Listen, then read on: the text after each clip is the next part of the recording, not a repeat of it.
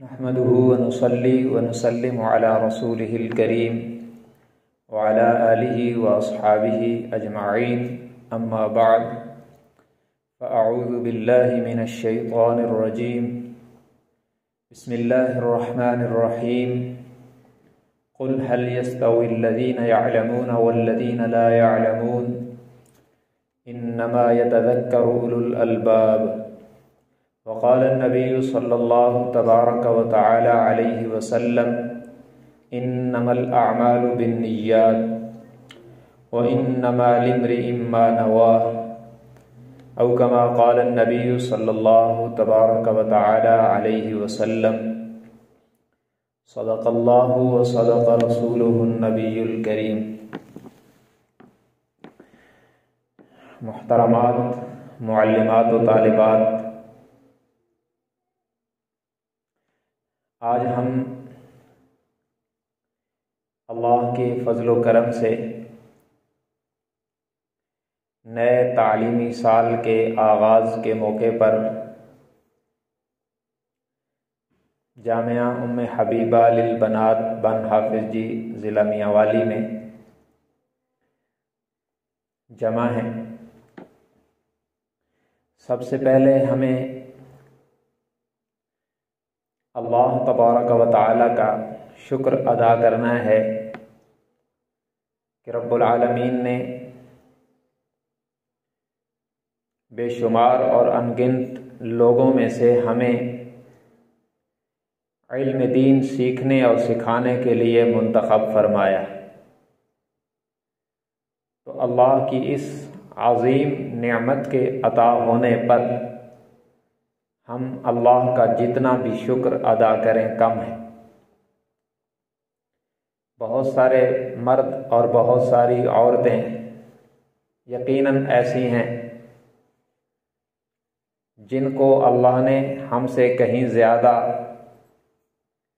صلاحیتوں سے نوازا ہے، لیکن اللہ تبارک و تعالی نے ہمارے اوپر نگاہ کرم فرما کر ہمیں دین کے ساتھ وابستگی نصیب فرمائی۔ بہت سارے لوگ جو صلاحیتوں میں ہم سے بہت آگے ہیں مگر ان کی وابستگی علم دین کے ساتھ نہیں ہے۔ اللہ نے ہمیں کمزوریوں خطاؤں کے باوجود اپنے دین کو سیکھنے سکھانے کے لیے قبول فرما لیا، تو اس پر دل و زبان سے اور اس علم کے حصول اور تعلیم و تعلم پر محنت کر کے اعضاء و جوارح سے اللہ کا شکر ادا کریں، بارگاہ الہی میں ہدیہ تشکر پیش کریں۔ یہ ہماری ذمہ داری ہے، اور پھر اللہ کا وعدہ ہے لئن شکرتم لازیدنکم، کہ اگر تم شکر کرو گے تو یقیناً نعمت بڑھے گی۔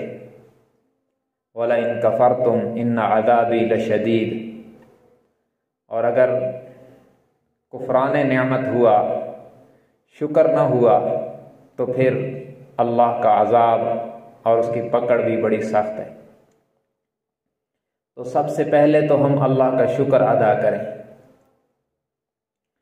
اس کے بعد آج کی اس گفتگو میں کوشش کروں گا کہ 6 باتیں آپ سے عرض کروں جو ایک طالب یا طالبہ کو حصول علم میں نمایاں کرنے کے لیے بنیاد کی حیثیت رکھتی ہیں۔ تو علم کے 6 نمبر، حصول علم کے 6 نمبر، چونکہ اللہ تبارک و تعالی تبلیغی جماعت والوں کو جزائے خیر عطا فرمائے کہ انہوں نے امت کو 6 نمبروں کا عادی بنا دیا، تو وہ تو ان کے حساب سے دین میں چند صفات ایسی ہیں جن کو سیکھ کر ان پر عمل کرنے سے پورے کے پورے دین پر چلنا اور سمجھنا آسان ہو جاتا ہے۔ تو حصول علم کے لیے یہ چند صفات ایسی ہیں جن کو سمجھ کر ان پر عمل کرنے سے اللہ تبارک و تعالی طالب اور طالبہ کو حصول علم میں نمایاں کامیابی نصیب فرماتے ہیں۔ ان میں سے پہلی صفت جو ہر طالب اور طالبہ میں ہونی چاہیے وہ ہے صحیح نیت، کہ ہم علم دین کو کیوں پڑھ رہے ہیں، تو سب سے پہلے نیت کا قبلہ درست کر لینا چاہیے۔ اس لیے کہا گیا نیت المومن خیر من عملہ، کہ مومن کی نیت انجاماً اس کے عمل سے بھی بہتر ہوتی ہے۔ اس لیے کہ نیت اچھی ہو تو اجر ہوتا ہے، نیت خراب ہو عمل بڑا ہی کیوں نہ ہو تو اجر نہیں ہوتا۔ تو سب سے پہلے ہم نیت یہ کریں کہ ہم علم کو اس لیے حاصل کر رہے ہیں کہ اللہ کی رضا ملے۔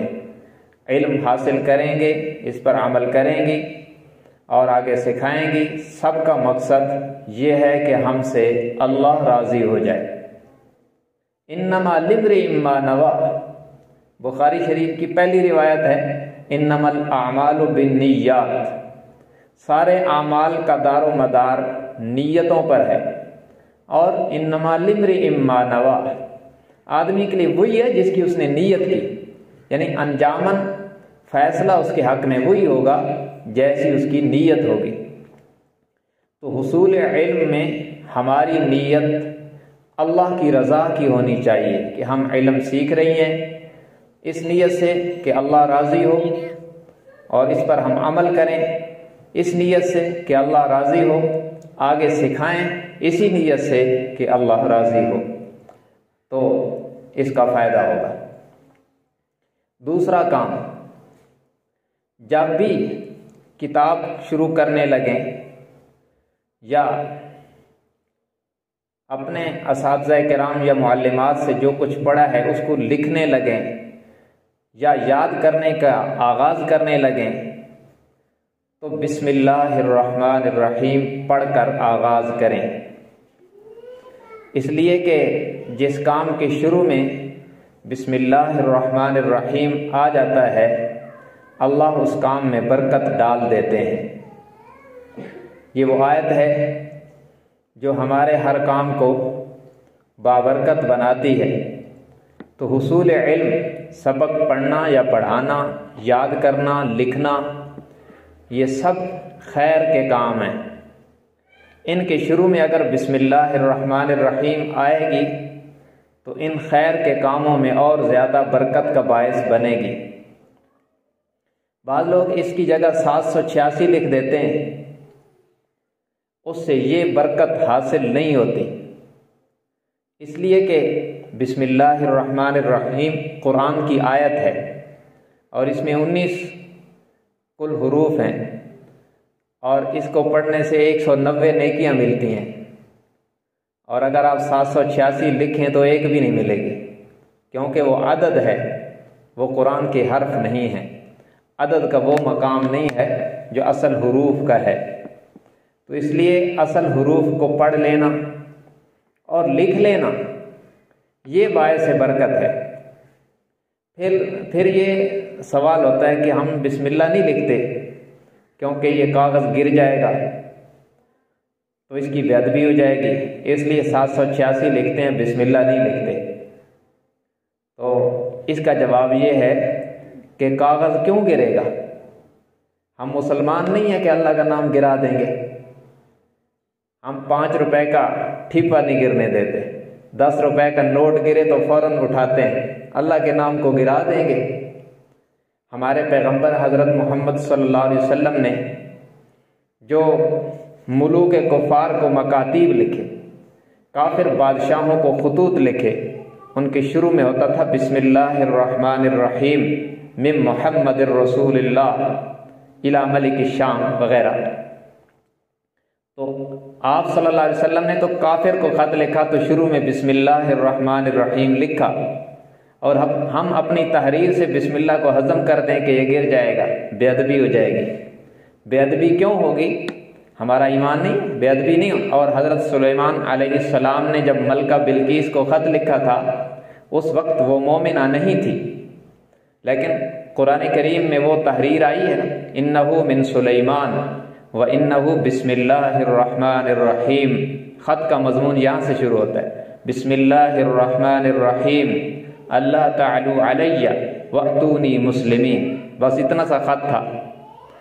انہو من سلیمان ایک بات، وَإِنَّهُ بسم اللہ الرحمن الرحیم اللہ تعالی علیہ واتونی مسلمین، اور خط ختم۔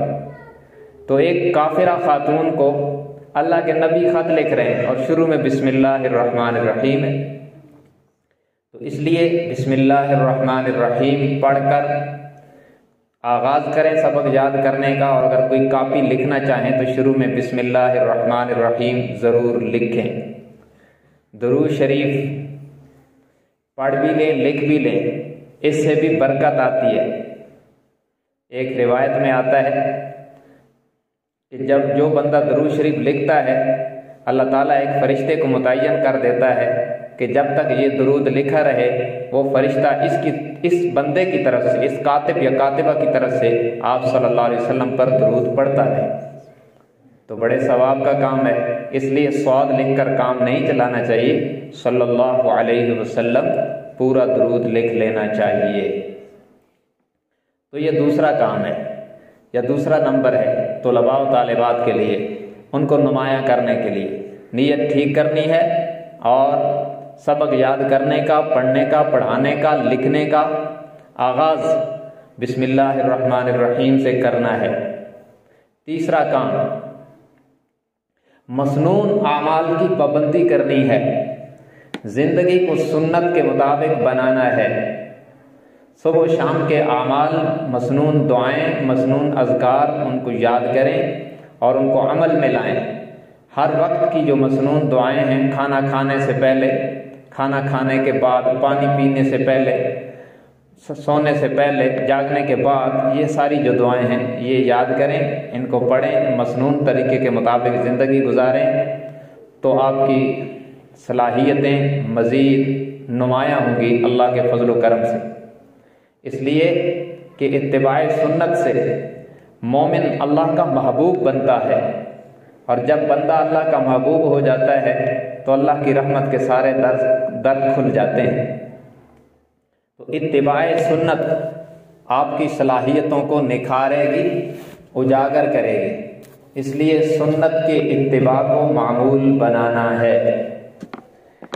چوتھا کام جو آپ کی صلاحیتوں کو نکھارے گا وہ یہ ہے کہ کل پرسوں پر کوئی کام نہیں چھوڑنا۔ یہ طالب یا طالبہ، اس کو شیطان کہتا ہے کہ کل سے پڑھنا شروع کریں گے، اور کل جب آتی ہے تو وہ کہتا ہے چلو آج تو تھوڑا سو لیتے ہیں یا گپ لگا لیتے ہیں، کل سے پڑھنا شروع کریں گے۔ پھر کل کرتے آتی ہے جمعرات، پھر وہ اس کو مشورہ دیا جاتا ہے، ابلیسی مشورہ، کہ ہفتے سے شروع کریں گے۔ پھر ہفتے سے پھر وہ اتوار آتا ہے، اور یوں پھر یہ ہوتا ہے کہ چلو قربانی والی عید کی چھٹیاں قریب آ رہی ہیں، عید کے بعد محنت شروع کریں گے۔ عید کے بعد پھر سمائی امتحان ہوتا ہے، وہ پھر اس کو کہا جاتا ہے کہ سمائی امتحان کے بعد محنت کریں گے، ابھی تو دن تھوڑے رہ گئے اس لیے اب سارا نصاب یاد نہیں ہوتا۔ یوں کرتے کرتے سال گزر جاتا ہے اور اس کو محنت کی توفیق نہیں ہوتی۔ تو اس لیے کل پرسوں نہیں، اب سے شروع کریں۔ یہ جو کل پر چھوڑتے ہیں یہ علم میں بھی محنت نہیں ہوتی اور یہ نیکی کی توفیق بھی نہیں ہوتی۔ یہ شیطان دو کام کرتا ہے، نیکی میں کہتا ہے کل کر لینا، گناہ میں کہتا ہے اب کر لے پھر نہ کرنا۔ اور یہ جو اب ہے یہ اب رہتے ہوئے موت آتی ہے۔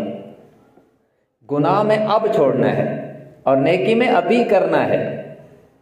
گناہ میں یہ نہیں کہنا کہ اب کر لیں پھر نہیں کرنا، اور نیکی میں یہ نہیں کہنا کہ آج نہیں کرتے کل کریں گے۔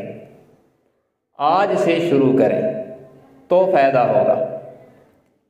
یہ چوتھا کام ہے، نیت ٹھیک کرنا ہے، ایک کام ہے، بسم اللہ سے شروع کرنا ہے، دوسرا کام ہے، سنت کے مطابق زندگی گزارنی ہے، تیسرا کام ہے، اور آج شروع کرنا ہے، کل پرسوں پر نہیں چھوڑنا، یہ چوتھا کام ہے۔ پانچواں کام یہ ہے کہ آپ نے اپنی سوچ کو مثبت بنانا ہے، منفی نہیں سوچنا۔ جو لوگ منفی سوچتے ہیں وہ کبھی سکون نہیں پاتے، اور علم کے حصول کے لیے آپ کے ذہن کا پرسکون ہونا ضروری ہے۔ مثبت سوچنا ہے۔ منفی کیا ہوتا ہے؟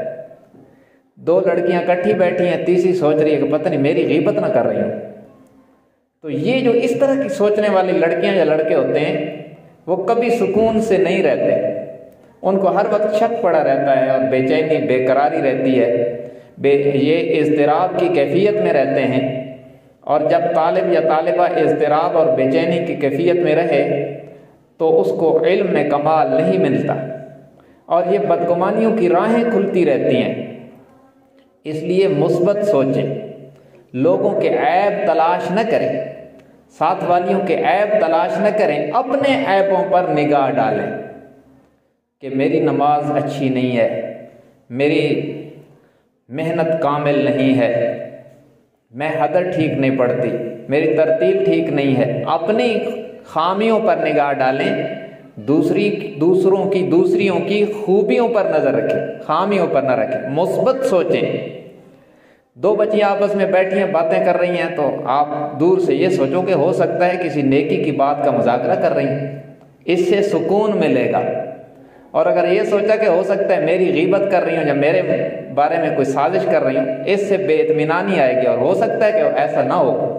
اکثر بدگمانیوں کا نتیجہ جو یہ ہوتا ہے کہ وہ غلط ہی ہوتا ہے۔ ان بعض الظن اسم، قرآن میں ہے کہ بعض بدگمانیاں گناہ ہوتی ہیں، تو اس لیے اچھا سوچنا ہے۔ ظن المومنین خیرا، مومنین اور مومنات کو اپنے مسلمان مردوں عورتوں کے لیے اچھا گمان کرنا چاہیے۔ تو پانچویں خوبی اور پانچویں صفت جو طالب اور طالبہ میں ہونی چاہیے، جس سے اس کی صلاحیتیں اجاگر ہوں گی، ان کی صلاحیتوں میں نکھار آئے گا، وہ یہ ہے کہ اپنی سوچ کو مثبت بنائیں، منفی نہ سوچیں۔ منفی سوچ کا مزاج طالب یا طالبہ کو کبھی سکون سے نہیں رہنے دے گا، اس کو بے چینی لازم ہے، اس لیے مثبت سوچیں۔ چھٹا نمبر جو آپ کو نمایاں کرے گا وہ یہ ہے کہ خود اعتمادی پیدا کریں کہ میں نے یہ کرنا ہے اور انشاءاللہ میں یہ کر سکتی ہوں۔ یہ طلباء اور طالبات احساس کمتری کا شکار ہو جاتے ہیں کہ مجھ سے تو یہ نہیں ہو سکتا۔ محنت کرے انسان تو کیا نہیں اس کے پاس، اور محنت جو کرتے ہیں وہ نتیجہ پاتے ہیں، محنت جو کرتی ہیں وہ بھی نتیجہ پاتی ہیں۔ اللہ تعالیٰ کسی کی محنت کو ضائع نہیں کرتے۔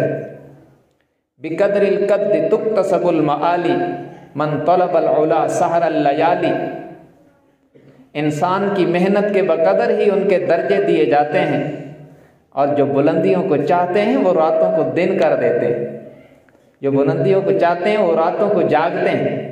جو طالبہ بلند مقام چاہتی ہے وہ راتوں کو بیداری کرتی ہے، محنت کرتی ہے۔ مطلب یہ ہے کہ محنت سے درجے ملتے ہیں۔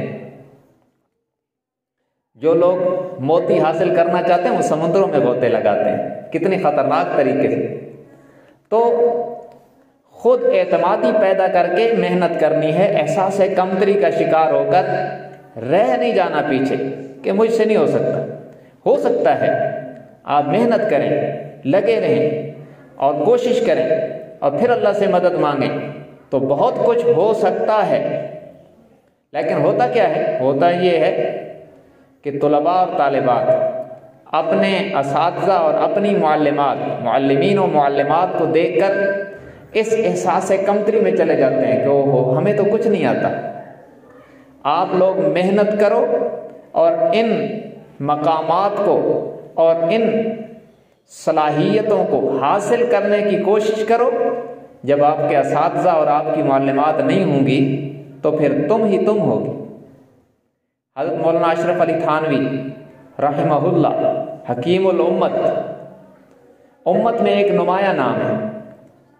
ان کی جب دستار بندی ہو رہی تھی دارالعلوم دیوبند میں، دیوبند کے فضلاء کی عظیم جماعت صبح اپنے سروں پر دستار فضیلت پہن کر فارغ التحصیل ہونے والی تھی۔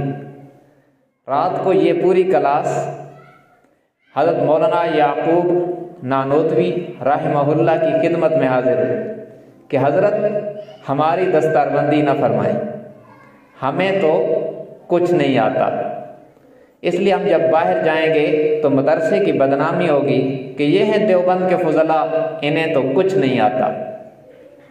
استاد جی نے یہ بات سن کر فرمایا تم گھبراؤ نہیں، تمہیں یہاں لگتا ہے کہ تمہیں کچھ نہیں آتا اس لیے کہ یہاں پہ تو ہم موجود ہیں نا، اور جب ہم نہیں ہوں گے تو پھر تم ہی تم ہوگے۔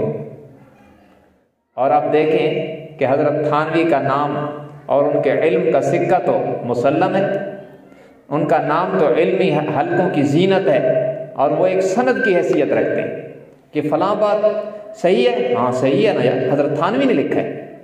اب اتنی بات پر بڑے بڑے صاحب علم چپ ہو جاتے ہیں کہ یہ حضرت تھانوی نے لکھا ہے، اور یہ آپ کیا کہہ رہے تھے ہمیں کچھ نہیں آتا، تو انہوں نے فرمایا کہ جب ہم نہیں ہوں گے تو پھر تم ہی تم ہوگی۔ تو آپ لوگ محنت کرو، جب میرے جیسے گناہگار نہیں ہوں گے تو پھر تم ہی تم ہوگی، پھر تم بڑی قاریات اور بڑی عالمات کہلواؤ گے۔ اگرچہ حصول علم کا مقصد یہ نہیں ہونا چاہیے کہ ہمیں لوگ بڑا کہیں، لیکن اس میں کمال حاصل کرنا تو مستحسن ہے، اس کے لیے محنت کرنا، کوشش کرنا، لگے رہنا اور پورے وقت کو قیمتی بنانے کی کوشش کرنا، یہ تو مطلوب ہے اور یہ آپ لوگوں کا مقصد ہے۔ اس لیے خود اعتمادی پیدا کریں اور اپنی کمزوریوں کے اسباب تلاش کریں کہ میری یہ چیز کمزور کیوں ہے۔ اچھا مجھے تعریفات نہیں آتی، فرض کرو کسی کو صرف میں، نحو میں چیزوں کی تعریفات نہیں آتی، وہ اپنی کمزوری پر نظر کرے، پھر اس پر محنت کرے، اس پہلو کو مضبوط بنائے۔ میری حدر ٹھیک نہیں ہے تو اس کو تھوڑا وقت زیادہ دے، میری ترتیل ٹھیک نہیں یا میرا اجراء ٹھیک نہیں تو اس کو تھوڑا زیادہ وقت دے، یا کسی کو نورانی قاعدے میں کمزوری ہے تو وہ اپنی کمزوری کو دیکھے، اس کو تلاش کرے، پھر اس کو مکمل کرنے کے لیے اور اس کو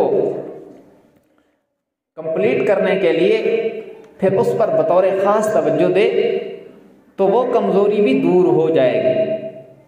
وہ جو کچھ ویک پوائنٹ آپ کو نظر آ رہے تھے، اگر آپ نے اس پر توجہ دی اور اس پر زور لگایا اور پھر اللہ سے مدد مانگی تو ایک وقت آئے گا کہ وہ ویکنس بھی نظر نہیں آئے گی۔ جیسے انسان کے جسم میں مختلف کمزوریاں ہوتی ہیں، بندہ خوراک کھاتا ہے، دوائیں کھاتا ہے، ایک وقت آتا ہے کہ وہ کمزوری نہیں رہتی۔ اسی طرح جو علمی آپ کی کیفیات ہیں، کسی کی صرف کمزور ہے، کسی کی نحو کمزور ہے، کسی کی فقہ کمزور ہے، یا کسی کی حدر مشق کمزور ہے، کسی کو کتاب نہیں آتی، یہ مختلف کمزوریاں ہیں، ان کو دیکھیں، ان کو تلاش کریں، پھر اس پر خصوصی توجہ دیں اور پوری طرح محنت کے بعد پھر آخر میں اللہ سے مدد بھی مانگتی رہیں کہ یا اللہ یہ جو چیز مجھے نہیں آتی تو آپ کرم فرماؤ کہ میرا سینہ اس کے لیے کھل جائے، میری زبان پر یہ لہجہ جاری ہو جائے، مجھے اس کام کا فائدہ ہو، تو انشاءاللہ آپ کو اس کا فائدہ ہوگا۔ یہ 6 نمبر میں نے آپ کو عرض کر دیے ہیں۔ انشاءاللہ جو اگلا یہ ہمارا تربیتی بیان ہوگا اس میں آپ کو مزید 6 نمبر بتائیں گے جن سے کہ آپ کی صلاحیتیں مزید نکھریں گی اور آپ کو مزید فائدہ ہوگا۔ اللہ تبارک و تعالی ہم سب کو ان باتوں پر عمل کرنے کی توفیق عنایت فرمائے۔ وآخر دعوانا ان الحمد للہ رب العالمین۔